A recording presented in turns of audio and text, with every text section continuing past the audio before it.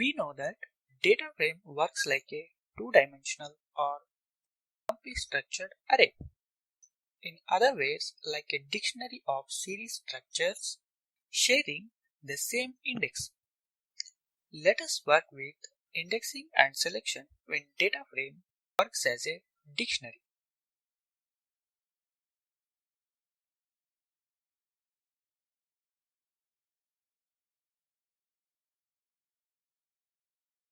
Here I am creating a DataFrame with dictionary objects, states capitals and states languages.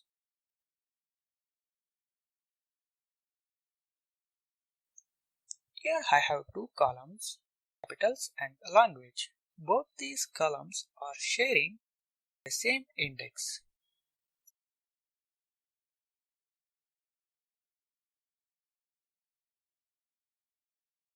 We can access the individual column using the dictionary style, that is, using the DataFrame column name inside the index notation.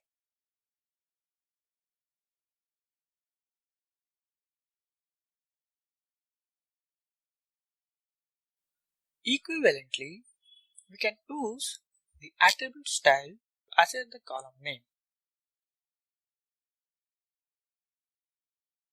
Make sure that the column name should follow the Python identifier structure.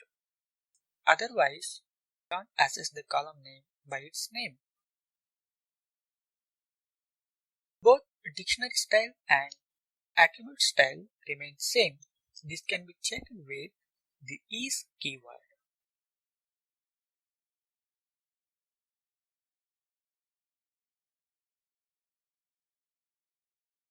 The above methods does not work for all cases.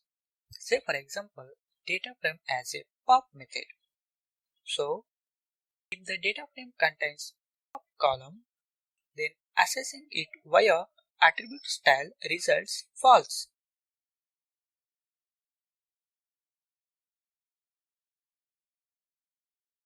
In that case, it is better to use dictionary style to access the column data.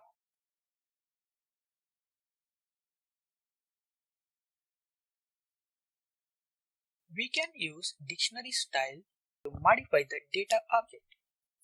Let us create a data frame of students' data, the name students_d.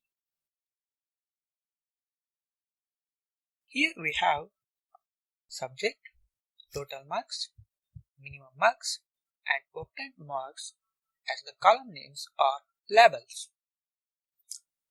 Now, to create a new column, say for example, score of the students, we can use dictionary style.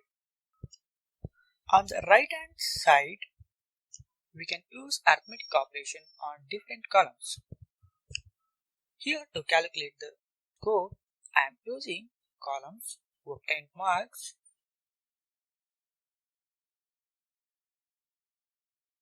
and total marks and dividing these two to create a score column.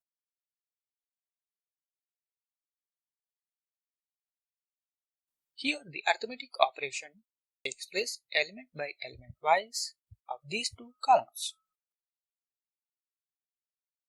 And so we got the new column indicating students' score. Let us create one more column to indicate the minimum passing score. We got one more column which indicates that minimum passing score for the students. In this case, the students has to score minimum 50% to get first in the exam.